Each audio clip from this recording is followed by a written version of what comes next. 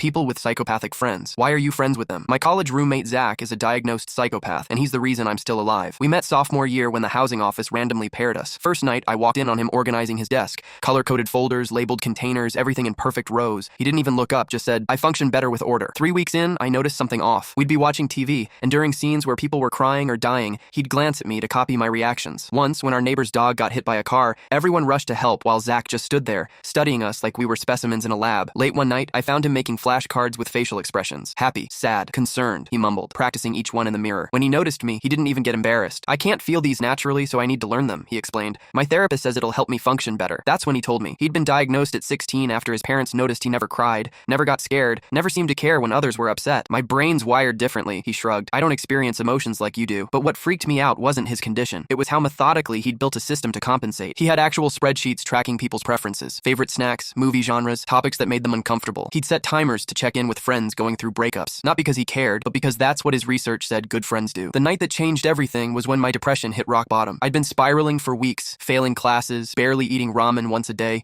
sleeping 14 hours. I texted my family that I loved them and swallowed half a bottle of sleeping pills. 5 minutes later, Zach kicked in the bathroom door. I hadn't told him anything. He just noticed I'd been following the same behavioral patterns as his cousin who'd attempted suicide years before. He'd been monitoring me for weeks. While I was barely conscious, he calmly called 911, induced vomiting, and kept me awake until the ambulance arrived. The whole time, his voice never wavered. "Your death would be inconvenient," he said matter-of-factly. "I've invested 347 hours in our friendship. Starting over with someone new would be inefficient." In the hospital, the nurse asked if he was scared when he found me. Zach looked confused. "Fear wouldn't have helped him," he answered. Action was the logical response. During recovery, I asked why he bothered with friendships when he couldn't feel connection. He stared at his Coca-Cola can for a long time. "I may not feel connections, but I observe their value. Humans with social bonds live longer, healthier lives. It's practical. Last year at a party, I overheard someone call him that creepy robot guy. When I defended him, they laughed. Why be friends with someone who's literally incapable of loving you back?" Yesterday, I found an actual checklist in Zach's desk. Things to do for Ryan. It included check mood on Tuesdays, statistically his worst day, remind about mom's birthday, and express concern about job interview next week. Some people think it's sad that our friendship is based on programming rather than emotion. They don't get it. My other friends felt bad when I was suicidal, but Zach saved my life. He can't feel empathy, but he's decided to act like he does. And isn't that choice more meaningful than automatic emotions? Last week, I asked what he gets from our friendship. He thought for a moment, then said, "Observing your emotional responses helps me navigate human interactions more effectively. Also, your cooking is adequate." Coming from Zach, that's practically a love letter. And honestly, I'd rather have a friend who can't feel emotions but shows up every time than friends who feel everything but do nothing. Would you rather have someone who feels your pain or someone who actually stops it?